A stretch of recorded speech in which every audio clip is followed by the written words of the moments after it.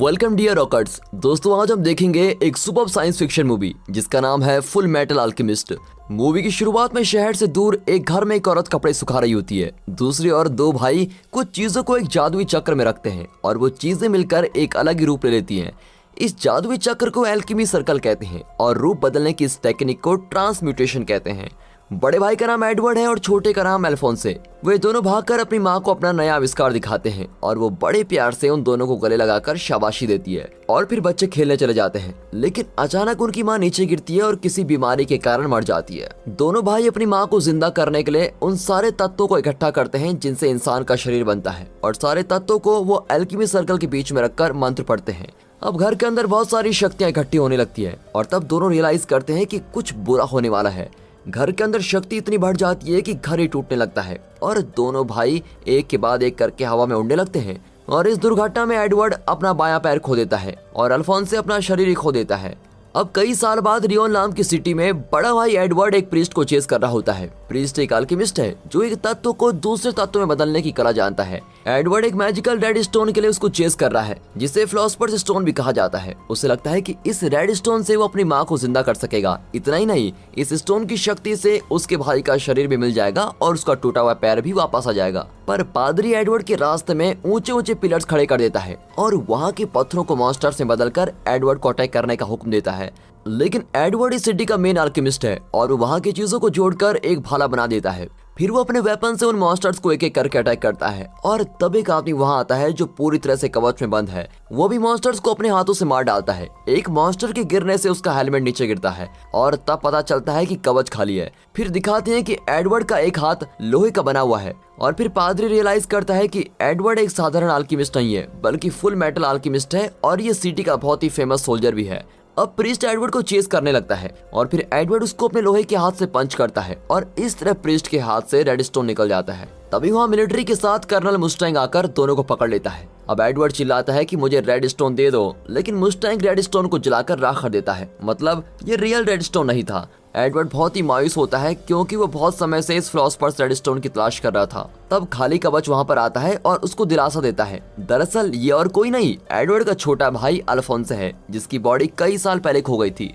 Edward ने अल्फोंसे की आत्मा को जिंदा रखने के लिए अपना दायां हाथ काट दिया था और अल्फोंसे की आत्मा को एक खाली कवच में रख दिया। अब इसी बीच प्रीस्ट बचकर भाग जाता है। मुस्टैंग एडवर्ड को हेडक्वार्टर्स लेके जाता है और अल्फोंसे से कहता है कि इस जगह को साफ करवा दो।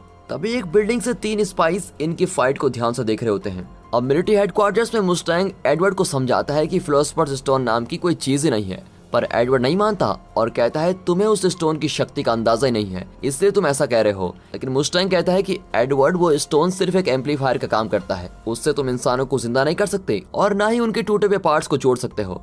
एडवर्ड उस स्पेशल स्टोन से अल्फोंसे की बॉडी को और अपने हाथ को वापस पाना चाहता है। तभी वहाँ पर कैप्टन ह्यूज और जनरल हकुरो आते हैं और फिर हकुरो एडवर्ड से कहता है कि मैंने फुल मेटल अल्केमिस्ट की बहुत तारीफ सुनी थी, लेकिन आज ही तुमसे मिल पाया हूँ। मैं अल्फोंसे से भी मिलना चाहता हूँ। फिर ह्यूज एडवर्ड को एडवाइस देता है कि तुम्हें मुस्टैंग की बात माननी चाहिए और वो ये भी बताता है कि उसे हाई कमांड ने यहाँ भेजा है क्योंकि इस मिलिट्री बेस में अजीब घटनाएं घट रही हैं। तब वहाँ एडवर्ड की बचपन की दोस्त विंडी आती है और आते ही वो एडवर्ड का हाथ देखती है और कहती है अब मुझे इसे रिपेयर करना होगा। अब दिखाते हैं कि वहाँ प्रीस्ट उन 3 स्पाइस से मिलता है। ये चारों एक ही गैंग के मेंबर हैं। प्रीस्ट उनको डांटता है कि तुमने मुझे नकली रेड स्टोन दे दिया था। उनमें से एक मेंबर जिसका नाम लस्ट है वो कहती है अगर तुम विश्वास करते हो कि ऐसा कोई जादुई फिलोसफर्स स्टोन है तो वो अंधविश्वास है। तब उस गैंग की दूसरी मेंबर जिसका नाम एनवी है वो प्रीस्ट का रूप ले लेती है। अब लस्ट अपना हाथ बढ़ाती है और नुकीली उंगलियों से असली प्रीस्ट को मार देती है। तब गैंग का तीसरा आदमी जिसका नाम ग्लूटनी है वो प्रीस्ट की लाश को निकल जाता है। अब रात को एडवर्ड अपनी पुरानी जिंदगी के बारे में सपना देखता है। उससे वो घटना याद आती है जब पहली बार उसने अल्केमी के द्वारा अपनी माँ को जिंदा करना चाहा था। फिर वो एक ऐसी डायमेंशन में पहुंच जाता है जहाँ उसके सामने गेट ऑफ ट्रूथ है। इसी गेट के अंदर यूनिवर्स की सारी नॉलेज बसी हुई है। फिर वो एक रूप देखता है जो खुद को भगवान बताता है और गेट ऑफ ट्रूथ को खोल देता है। अब अंदर से कई हाथ आकर उसको अंदर खींच लेते हैं। उससे यूनिवर्स की सारी सच्चाइयां दिखाई देने लगती है और बहुत दूर पर उसकी माँ भी दिखाई देती है। वो अपनी माँ की ओर हाथ बढ़ाता है लेकिन अचानक वो खुद को गेट ऑफ ट्रूथ के बाहर पाता है। लेकिन अब उसे एल्केमी की सारी नॉलेज मिल गई है और अब वो ह्यूमन ट्रांसम्यूटेशन के बारे में बहुत कुछ जान चुका है। लेकिन अचानक उसका पैर गायब होने लगता है और तब भगवान उसको बताता है कि इस दुनिया में कुछ पाने के लिए कुछ तो खोना ही पड़ता है।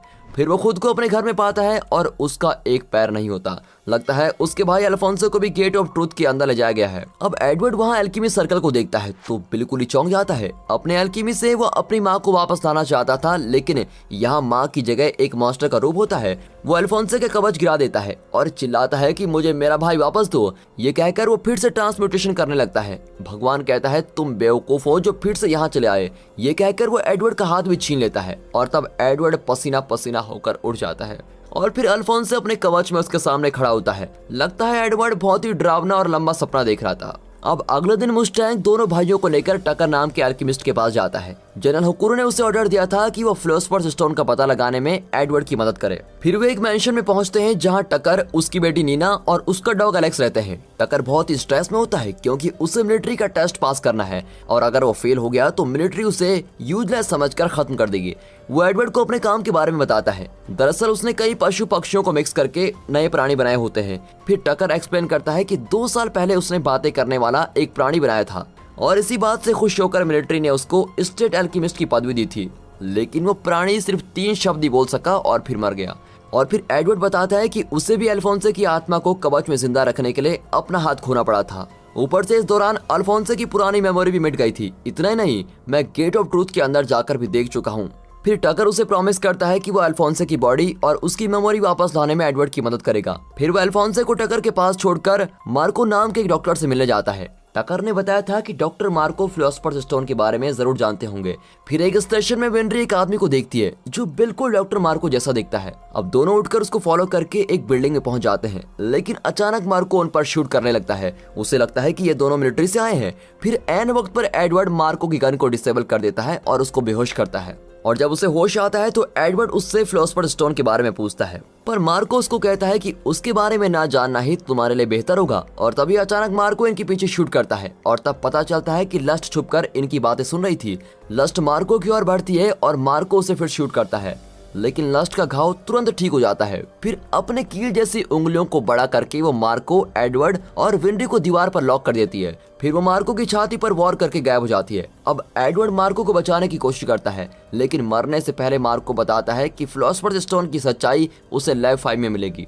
और फिर एडवर्ड तुरंत ट्रेन पकड़कर अगले दिन टकर के घर पहुंचता है, पर वहां कोई नहीं होता। सेकंड फ्लोर पर टकर उसे अपनी लेटेस्ट क्रिएशन दिखाता है, एक नया प्राणी जो बात भी कर सकता है। और जब वो प्राणी बात करने लगता है तो एडवर्ड पास जाकर उसको ध्यान से देखता है। उस प्राणी का ओरिजिन जानकर एडवर्ड एकदम शॉक हो जाता है। असल में टकर ने अपनी बेटी और डॉग को मिक्स करके यह नया प्राणी बनाया होता है। इससे पहले जो टकर ने बोलने वाला प्राणी बनाया था वो उसकी वाइफ और किसी और प्राणी को मिक्स करके बनाया गया था। ये जानकर एडवर्ड बहुत ही गुस्से में टकर को पीटने लगता है। फिर ऐन वक्त पर अल्फोंसो आकर अपने भाई को रोक लेता है। अब मुस्टैंग मिलिट्री के साथ वहां आता है और इंसानों पर इलीगल एक्सपेरिमेंट करने के जुर्म में वो टकर को अरेस्ट कर लेते हैं। एडवर्ड ये सोचकर बहुत ही दुखी होता है कि अगर वो एक छोटी बच्ची की जान भी नहीं बचा पाया तो अपने भाई का शरीर वापस कैसे लाएगा। अब अगले 3 दिन वो लाइब्रेरी में बिताता है और लैब 5 की लोकेशन जानने की कोशिश करता है। ह्यूज और उसकी असिस्टेंट रॉस भी उसकी मदद करते हैं, पर उनको कोई क्लू नहीं मिलता। तब जनरल हुकुरो आकर कहता है कि मैं लैब 5 की लोकेशन जानता हूँ। लैब 5 दरअसल एक मिलिट्री फैक्ट्री का नाम है जो आजकल बंद है। और ये सुनते ही एडवर्ड तुरंत उस फैक्ट्री की ओर भागता है, लेकिन उसको वहाँ कुछ नहीं मिलता। दूसरी ओर ह्यूज मैप पर यह देखता है कि लैब 1 से लेकर लैब 4 तक एक पैटर्न की तरह बने हैं जो दिखने में ट्रांसम्यूटेशन सर्कल की तरह लगते हैं और इसी सर्कल के बीच पूरी सिटी बनी हुई है। उस पैटर्न को पूरा करके ह्यूज से पता लगा लेता है कि lab 5 prisoner of war camp में है। और तभी एक आवाज सुनकर वो मुड़ता है तो वहाँ लस्ट खड़ी होती है और उसकी छाती का टैटू देखकर ह्यूज जान जाता है कि ये नॉर्मल इंसान नहीं है, बल्कि इसे अल्केमी के द्वारा आर्टिफिशियली क्रिएट किया गया है। और अब लस्ट उसको मारने की कोशिश करती है, लेकिन ऐन वक्त पर ह्यूज बच निकलता है। फिर वो तुरंत जाकर जनरल हुकुरो को फोन करता है और जब वो मुड़ता है तो मुस्टैंग उस पर गन तान कर खड़ा होता है। ह्यूज उसको अटैक करने ही लगता है, लेकिन तब वो ह्यूज की पत्नी का रूप ले लेता है और ये देखकर ह्यूज रुक जाता है, लेकिन खूनी उसको शूट करके फिर मुस्टैंग का रूप ले लेता है और वहाँ से चला जाता है। पर मरने से पहले ह्यूज जनरल हुकुरो को लैब 5 की लोकेशन बता देता है। अब फैक्ट्री में कुछ न पाकर एडवर्ड बाहर जाता है, लेकिन मिलिट्री उसको अरेस्ट करके एक रूम में बंद कर देती है। वहाँ लेफ्टिनेंट हॉकाई उसको बताती है कि मिलिट्री मुस्टैंग की तलाश में है क्योंकि लोगों ने उसे ह्यूज का खून करते हुए देखा था और इसी सिलसिले में इन दोनों को भी अरेस्ट किया गया है। ऊपर से वो पागल साइंटिस्ट टकर भी बच निकला है, लेकिन ये दोनों गार्ड्स को चकमा देकर वहाँ से बच जाते हैं। हॉकाई उसको बताती है कि मुस्टैंग को लैब 5 का पता चल गया है और वो वहीं जा रहा है। फिर एडवर्ड वहाँ पहुंचकर देखता है कि वहाँ मुस्टैंग के साथ रोज और मिलिट्री के दूसरे लोग भी खड़े हैं।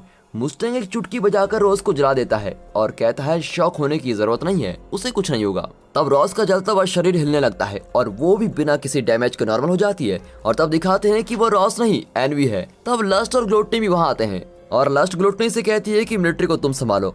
वो तुरंत एक बड़ा मुंह बन जाता है और मिलिट्री को भगाता है। अब लस्ट अपनी लंबी और नुकीली उंगलियां मुस्टैंग पर छोड़ती है और वो गिर जाता है। एडवर्ड लस्ट को चेस करके एक हॉल में पहुंचता है जहां बहुत ही बड़ा ट्रांसम्यूटेशन सर्कल बना है और तब टकर उस पर गन तान कर खड़ा होता है और कहता है अगर आगे आए तो अल्फोंसे और विंडी को मार डालूंगा। और फिर वो फिलोसफर्स स्टोन निकाल कर दिखाता है और कहता है कि मिलिट्री यहाँ की वॉर प्रिजनर्स की जान लेकर इन स्टोन्स को प्रोड्यूस कर रही है। इतना ही नहीं, डॉक्टर मार्को की टीम भी मिलिट्री के लिए यही काम कर रही है और अगर तुम अपने भाई का शरीर वापस चाहते हो तो तुम्हें दूसरे इंसान की बलि चढ़ानी होगी। इतने में लस्ट टकर को अटैक करके मार डालती है क्योंकि टकर उनके सारे सीक्रेट्स बताया जा रहा था। तब जनरल हकुरो भी आता है और लगता है ये भी लस्ट के साथ ही काम करता है, लेकिन अब वो लस्ट का साथ नहीं देना चाहता और वहाँ के स्टोन्स को यूज करके वो लाखों इंसानों को क्रिएट करता है और इनकी एक आर्मी बनाकर वो इस देश में राज करना चाहता है। इन पत्थरों के इंसानों में वो रेड स्टोन को इंजेक्ट करता है और उनमें जान आ जाती है। अब जनरल हकुरो बहुत ही खुश होता है और अपनी आर्मी को देखने उनके पास जाता है, लेकिन वे इंसान नहीं मॉन्स्टर हैं और वे उसको अटैक करके मार डालते हैं।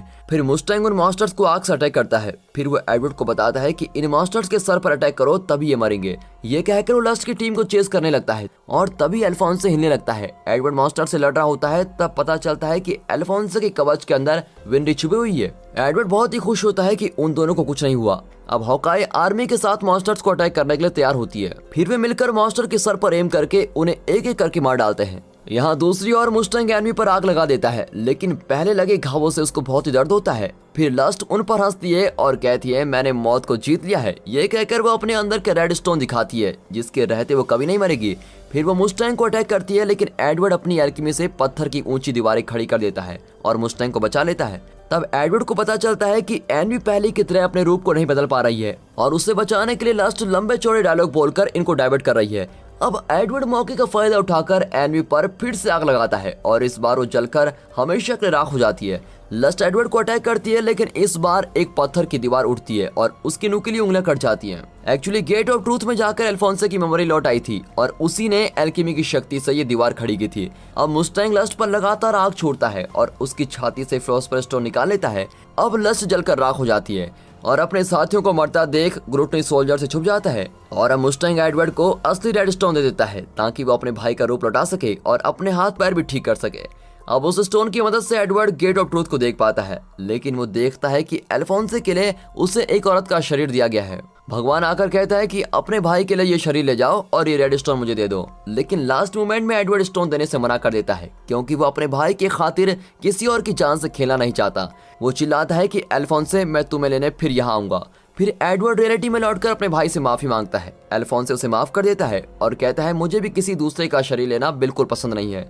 अब वे सब देखते हैं कि एक बार फिर सूरज निकल रहा है और अगले शॉट में एडवर्ड और अल्फोंसे एक ट्रेन में जा रहे होते हैं। एडवर्ड वादा करता है कि वो अल्फोंसे को एक नया शरीर जरूर दिलवाएगा, लेकिन किसी दूसरे इंसान को कभी ठेस नहीं पहुंचाएगा। और इसी तलाश में ये दोनों अपने फ्यूचर की ओर बढ़ते हैं। और दोस्तों इसी के साथ ये मूवी यहाँ पर खत्म होती है। अगर ये मूवी आपको पसंद आई हो तो इस वीडियो को अपनी फैमिली एंड फ्रेंड सर्कल में शेयर कीजिए। साथ ही इस वीडियो को एक लाइक और चैनल को सब्सक्राइब जरूर कीजिए। And finally thanks for watching.